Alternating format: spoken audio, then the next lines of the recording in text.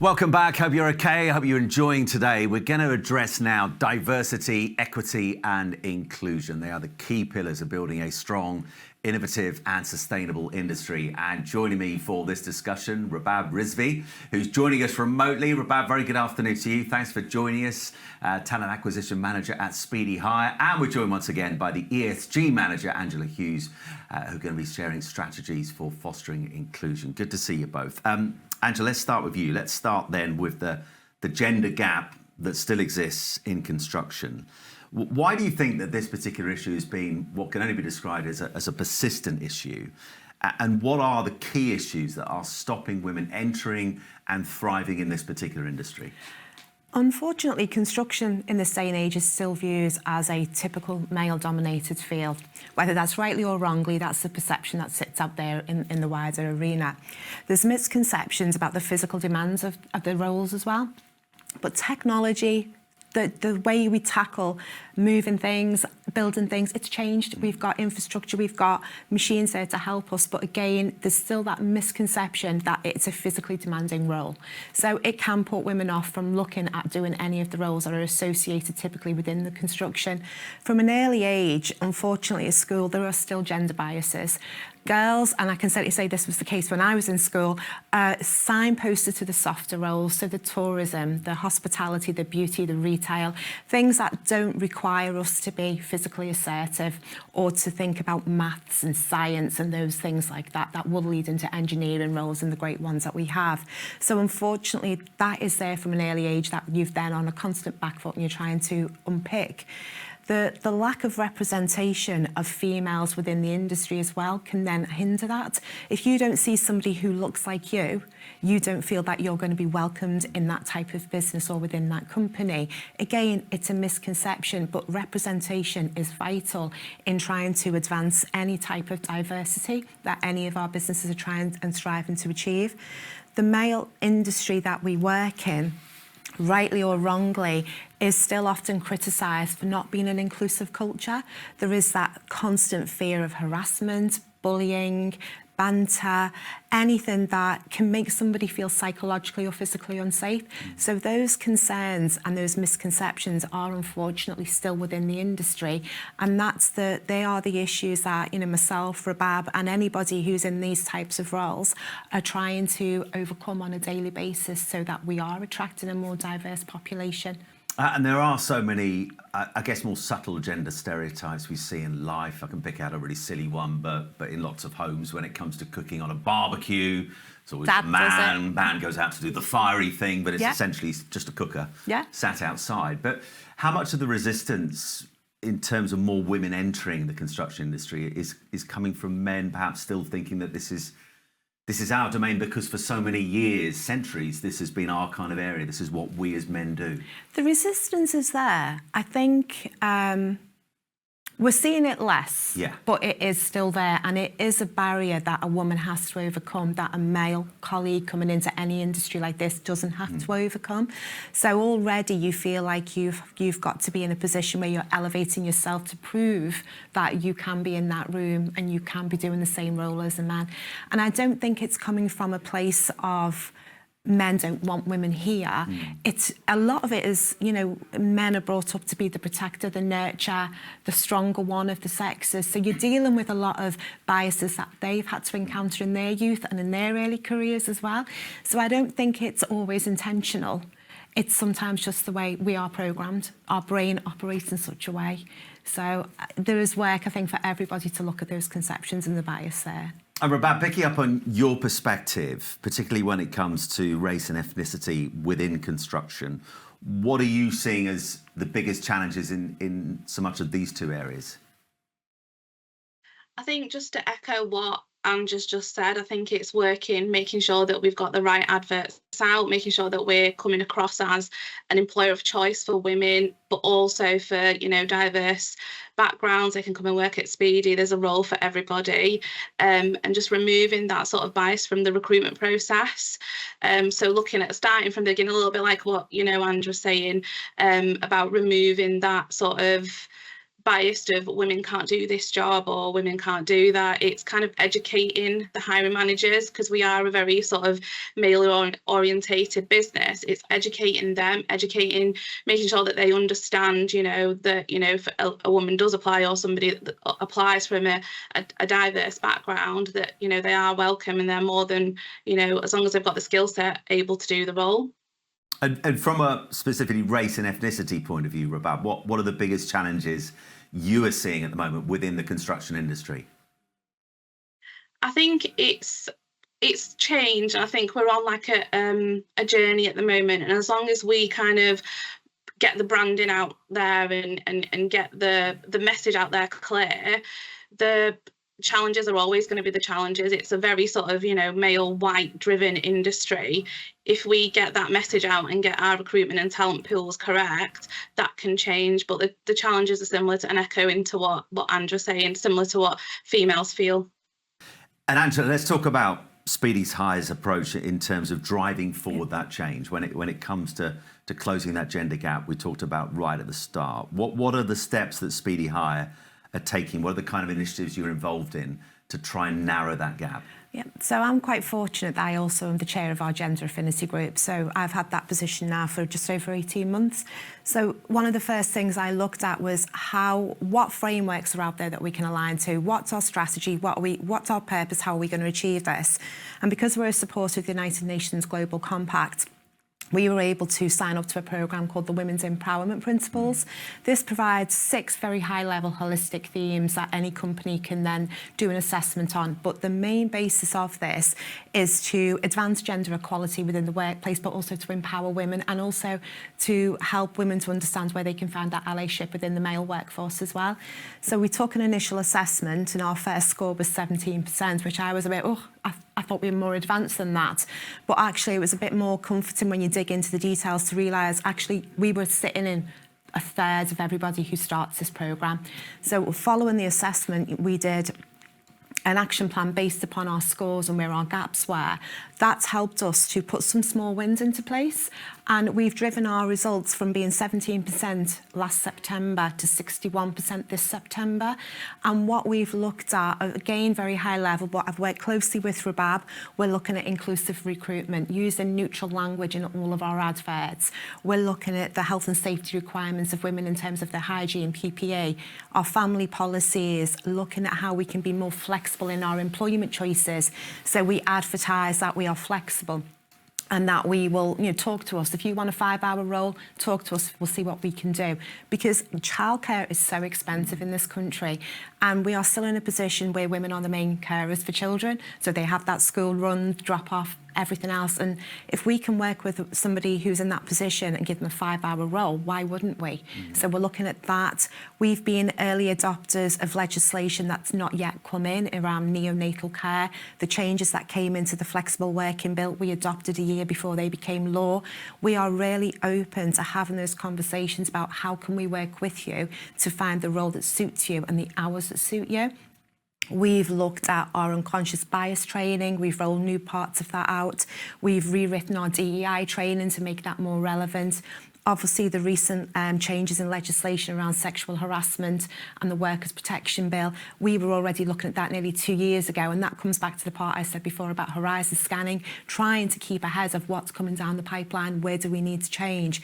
So they're just a snippet of some of the things that we've been looking at. One of our main focuses right now is looking at diversity within our supply chain, and that's something that we're going to start getting a little bit closer to. So there's so many good things that we are doing in Speedy to welcome those different patterns of employment to try and attract a different, diverse talent pool. And as I said, I'm working closely with Rabab and her team, and we're putting metrics in place. We're tracking those metrics. We now know how many women we're having coming through the various stages, how many people from a more ethnic, diverse background are coming through. And it's starting to drive small incremental changes within the company, and obviously driving an increase in those scores as well. Still work to do. We're continually looking at how we can improve that. What else do we need to work on? But we've got the buy-in of the the exec team, and they're passionate about advancing this as well, which helps us. So yeah, we are still chipping away at our action plan, and we'll keep going back, we'll keep reassessing. But again, we've opened that out to various stakeholders in the business to get them involved, for us to understand, well, why is it we're not attracting women to this particular part of the business? And that's some of the areas that we're still trying to focus in on to drive an increase higher in our operational network. And Rabab, from a race and ethnicity point of view, and picking up what Angela's been saying there, because I guess there's a lot of crossover, what are you doing specifically in terms of initiatives in those areas? So just I think there's so much intersectionality between kind of what Angela's doing with gender and race and ethnicity. So we're kind of starting right from the beginning of training our hiring managers, making sure that they understand, the process of interviewing. So when we are attracting people from a diverse background, making sure that they're getting a consistent, fair treatment as well, structuring the interview process, having a more diverse interview panel, touching on a little bit like Andrew was saying, people that look like me. If somebody that is the same colour skin as you, somebody that comes from the same sort of ethnical background as you is on that interview panel, is going to want you more to come and work for that business. So we started to look at things like that, but also blind recruitment, which is really important. So taking away those, biases that might come across with somebody's name, associated to somebody's name, or associated to where they kind of live. Removing that identifiable information and really concentrating on the individual's knowledge, skill set and experience, really driving that sort of diverse talent pool. So we're doing a lot of work, but like Angela said, a lot of it is kind of intersectional, like it's embedded into what we're trying to achieve with gender. And Angela and Rabab, before we go into our final kind of area, which is about how you go about creating a culture of inclusion at Speedy Hire, just picking up on the gender gappers again, because I was speaking last year at the Airbus wing factory in Broughton, which is an immense place. And they're kind of on a similar trajectory to you guys in terms of they want to attract more women into the workforce. They want to try and make because obviously they have very long shifts that are they're overnight. It goes 24 hours a day. So finding different shift patterns that will suit, coming back to the childcare thing, is a real headache for them. But they want to make it as attractive a place to work for women as it's possible to do. Are you seeing a lot of women who want to work in the construction industry, but at the moment, from lots of different angles, it's not quite for them? That is definitely the case, and what we're trying to also do is partner with those organisations, some of them especially that are focusing on those STEM careers, so those engineers. And we know right now there is a tight labour market and engineers are in short supply. So if we've got a pool of women who, they're career returners, whatever reason they've been out of the business for a elongated period of time, they are there. They're looking for the company that is going to give them the flexibility to have that work-life balance. That is key for anybody, but for anyone who's got children of a school age, it's even more key. They don't want to miss out on those Christmas plays. They want to see the sports days. So looking for the right relationships that we can partner with to bring more of those women into the business is a key focus for us over this next coming year. Those women are out there, but they are looking for the right company with the right culture, with the right role, and one that is going to add value to them and to their family. So it is something that we are really keen to explore more, and we just need to find the right partnership for us. We've got a few that we're in discussion with, and hopefully we'll start to bring that into it. Speedy do have their own STEM programme, and we do have young females who are advocates of those roles, and we'll be seeing a lot more coming through that as well. We're doing a lot in that space with early careers, where we're starting to go to schools and talk more to young girls about the roles that are available. There is a well-published and documented theory called a dream gap, that a young girl and a young boy, when they're born, they think they can be anything and they can do anything. Then they get to school and those biases, as I've said, start to come in. And where they had those dreams of 4 that I'm a little girl and I want to be a pilot, by the time that little girl is 6, she no longer wants to be a pilot. She wants to be a hairdresser, or she wants to go and work in the hospitality sector, but not as a pilot. So those formative years lead so much into where a woman or a man will then take their career. And we can't downplay the role education has in that system. So it's so important. All we can do is try and unpick it and offer those roles to those women if they're looking for that role with us. And one of the big sea changes and overdue changes that I've seen in the world that I work in football has been the rise of women's football over the last few years, led, of course, brilliantly by the Lionesses. Yeah. But you look at where we were 10 years ago, 20 years ago, we were barely talking about women's football. It was very rarely popping up in the papers, very rarely talked about nationally, but it's very different now. Yes, there's still a way to go on that, but it's been about changing the culture within football, within men's football, in terms of how they view women's football and how we talk about it, how we write about it. In terms of Speedy Hire and what you're doing in terms of gender diversity and the culture, what are the kind of things you're doing to change the culture so that women look at this particular area of industry and go, yep, I want to be part of that? Yeah, so culture is absolutely key. You want to be part of a business where you feel I can be me, I can bring my whole, true, authentic self to that company. So each of our affinity groups have all got executive team sponsorship. So I think that is key, because that straight away sets the tone and the intention that this is something our executive team believe in, and they're keen to support that. So they all play an active part in those affinity groups. They play a really important role because they set the tone for the business, and the way they behave and the tone they set, that trickles down. So again, if people can see that somebody at the top of the tree is behaving in such a way, that behaviour tends to be replicated, and that culture then starts to come downwards and feeds out into the masses. So they have a massive role to play. Also, being that leader who values that type of culture, you're starting to drive equitable opportunities for all. And that is key for everybody, because everybody needs to feel they have a place, whether you're a man, you're a woman, or whatever. You need to feel that you belong and you have that place. And that's how you then start to foster that sense of belonging and nurture, and that actually, this is a place that I can be me. I can bring my true self here. And that's the culture we're thriving to achieve with that diversity, whether that be what Rababa's doing in her group or what I'm trying to achieve in the gender group. Our purposes are the same, to be more inclusive. And that's ultimately where we want to be. And Rabab, going back to you, what role for you does training and education play in addressing unconscious bias, which we hear about a lot, but what do you see happening at Speedy Hire at the moment in terms of addressing that particular area?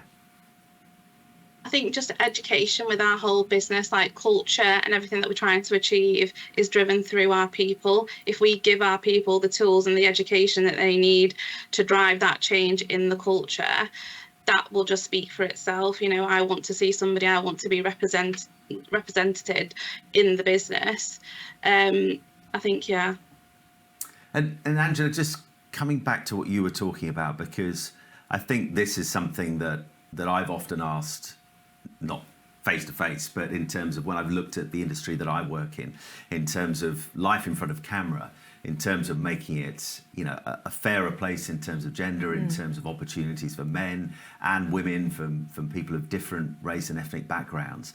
You can fix that very quickly because you just put different people in front of the camera. But my question is, what does your management structure look like? What does your boardroom look like? Because this is the front of house, but it has to be, as you were talking about, from the top down to the bottom and back up again. Is that something that not just within Speedy Hub, but across the board needs addressing, that it's seen across the board, not just in certain areas? Yeah, and that is a key point, and that is why we've got some of the legislation that we've got in with the Hampton Parker Review, the Alexander Review, because FTSE companies were targeted to have a certain percentage of ethnic diversity and a certain percentage of gender diversity. That has started to trickle down outside of that PLC into the boardroom and further down. And there's continuing drives, and sometimes in legislation, not always being mandatory, but trying to encourage that more diversity within those rooms where that culture begins to grow. And, you know, we are fortunate, we have got a good representation of diversity on our executive team. And one of the things we do track is that replicated at the next level down and the next level down, so we can see where are those issues, where do we need to perhaps have something different in place. And one of the things we've just introduced is a women development programme aimed to get women through their career and to advance in their career in terms of seniority as well. We also have programmes that are open for everybody, and there is just that one programme that is for women, because women do tend to suffer from different issues and different psychological challenges than men, and they have different things that they can overcome, and these programs will help them to get that level of empowerment that will advance their career, and then we will start to see more of that diversity coming up the ranks as well as it being further down the ranks. Okay, final question to finish on. Rabab, I'll come to you first of all. If there's one key message or piece of advice you'd like people to take away from this session this afternoon in terms of advancing DEI within construction, what would that message be? There are opportunities. Put yourself out there, do the research, look at the business. Like our business is an excellent example of, you know, gender representation, race and ethnicity, especially at the top level as well, like you just mentioned there. Key message to take away is don't just think of construction as old school. Construction has come a long way and we are continually evolving, and everything that we're trying to achieve, it's a collective effort. It's everybody needs to, you know, put in and try and work to make it better. And for you, Angela, final message?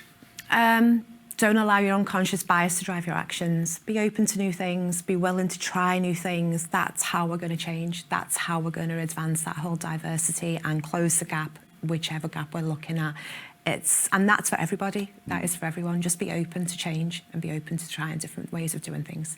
And final point, is it almost because what struck me today, listening to an area which people watching on will know I know very little about until today, just listening to the pace of change that is happening within the industry, within technology, within, you know, the drive to be more eco-diverse. It's rapid. Oh, yeah. Is perhaps that push for diversity, closing the gap as well within construction, got to quicken up as well? It has got to quicken up, and we are seeing those figures increasing year on year. You know, we submit a lot of our diversity data to industry panels, and we can see that tier one, it's leading the way. That's because there's a lot of engineering roles, there's a lot of still back office roles, but they are STEM. But you can see the incremental improvements that are happening. It's going to take time. We can't close that gap overnight. It's a slow burner, but as long as you are continually applying that thought and that gender lens and that diversity lens, that's what's going to get the improvements in the long run.